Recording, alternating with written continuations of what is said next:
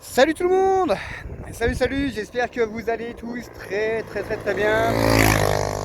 Moi je suis bien content de vous retrouver sur la chaîne,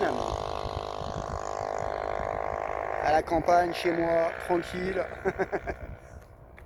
On va bientôt attaquer les colzas, hein, logiquement, semaine prochaine ou semaine d'après, on va attaquer les colzas. Donc ça c'est pareil, ça a été fait hier. Donc on était à deux dans le champ, là il y a à peu près 15 hectares à peu près. Donc on a fait ça, tranquille. Donc voilà, donc alors, on va discuter, on est là pour discuter un petit peu de notre club, le PSG. Alors oui, ça c'est ma marque de vêtements, voilà, c'est ma marque de vêtements qui n'est pas à vendre, hein, tout simplement. Donc voilà, alors on va parler un petit peu du PSG. Quelle composition pour le Paris Saint-Germain pour la saison qui arrive? Alors,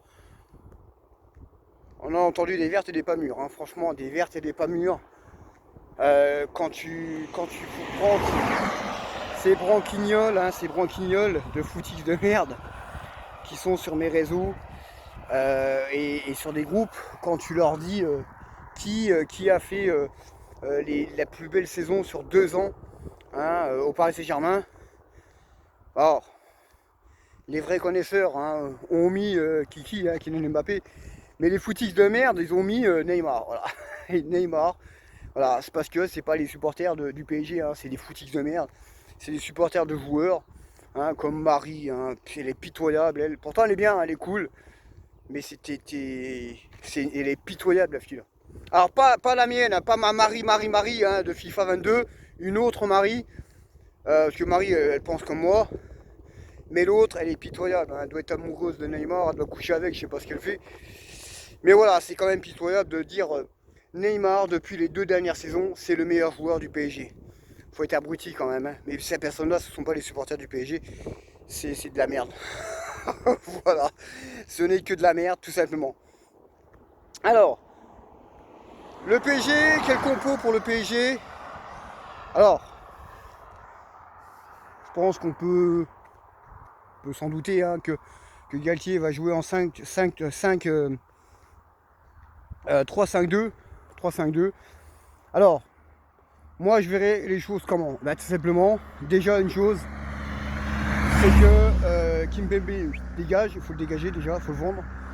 Et moi je mettrai en défense, donc une défense à 3 avec Marquinhos, Skriniar et Sergio Ramos au milieu, capitaine, hein, Sergio Ramos capitaine, parce qu'il ne faut pas donner les brassards à Marquinhos. Lui, il n'a pas les couilles d'être un capitaine. On a bien vu qu'il n'a pas eu les couilles de gueuler face au Real de Madrid. Et les propos en fin de saison qu'il a eu débiles, hein, ouais, on a fait une belle saison, tous les machins. Ferme ta gueule, t'es pas l'âme d'un capitaine. Donc le capitaine, il faut le donner à Sergio Ramos. Donc défense à 3, Marquinhos, Skriniar et Sergio Ramos au milieu. Ensuite, sur les côtés, on a Achraf Hakimi et Nuno Mendes. Hein. Milieu de terrain, on aurait, alors deux milieux de terrain, on aurait Verratti et Vitinha. En numéro 10, Neymar. Et en pointe, Messi, Mbappé. Voilà un petit peu comment doit jouer le Paris Saint-Germain. Voilà. Je pense que c'est comme ça qu'il faut que ça joue. Voilà, c'est comme ça qu'il faut que ça joue. Voilà, il faut que le PSG joue comme ça. C'est pas compliqué. Il faut qu'il joue comme ça le PSG. Parce qu'autrement, ça va pas le faire. Voilà, ça va pas le faire. Il faut que le PSG joue dans ce système-là. Et je pense que ça sera bon. Voilà. Alors, on a vu, hein, les mecs, ils sont déjà tous là. Alors, sauf Kylian Mbappé. Il peut prendre une semaine de congé en plus, hein, lui. Hein. Il n'y a pas de problème, parce que c'est lui depuis 2 ans qui fait tout au PSG. Mais les autres sont là. Ils travaillent déjà. On revient toujours sur Neymar. Hein. Voilà, hein, vu qu'il n'a jamais quasiment rien foutu, hein, sur 10%. Sur 10% depuis qu'il est au PSG, il a fait 3% de bien, de choses bien. Donc voilà, donc il est là, il travaille. Et puis il a dû se dire, merde, maintenant il faut que j'arrête mes conneries, parce qu'autrement, si je fais le con, je vais pas jouer, il va me foutre sur le banc l'autre. Et la direction, c'est comme ça maintenant, c'est fini. Personne au-dessus du club, personne au-dessus de l'équipe. les gris-gris et tous les machins, c'est terminé. Hein. Les individuels, c'est fini. Ah bah moi, je veux pas te passer le ballon, c'est fini. Ça, c'est terminé. Maintenant, on gagne ensemble, on perd ensemble, on joue ensemble, on perd ensemble. Voilà, il faut jouer en équipe. Hein, et c'est fini, hein, parce qu'il va se faire remonter la gueule. Hein. Il va se faire remonter la gueule. Oh, on prend toujours Neymar, mais c'est Neymar. Hein. Voilà, il va se faire démonter la gueule quand il va vouloir faire son petit malin, hein, à ne pas donner le ballon. Je peux vous garantir qu'il va cirer le banc. Il va cirer le banc. Il va cirer le banc. Et moi, je vais dire, quand il va cirer le banc, bah, moi, je vais applaudir, je serai bien content. Après, on a le cas Verratti, Vitinha. Ces deux petits bonhommes, hein, c'est vif. Alors, il y en a qui disent, ouais, ça va être compliqué pour les deux là. Ben, pour Vitinha, non, parce que le mec, il est costaud. Hein, par contre, Verratti, est-ce que lui, il est capable de faire une saison complète? Ça, on n'en sait rien. Hein. Ben, c'est comme Neymar, hein, de toute façon. Hein. Voilà, les deux là, est-ce qu'ils vont faire une saison complète? Ça, on n'en sait rien. Toujours blessé, hygiène de vie dégueulasse. Donc, à voir. La gestion des gardiens aussi, hein, pareil. Hein, va falloir trancher.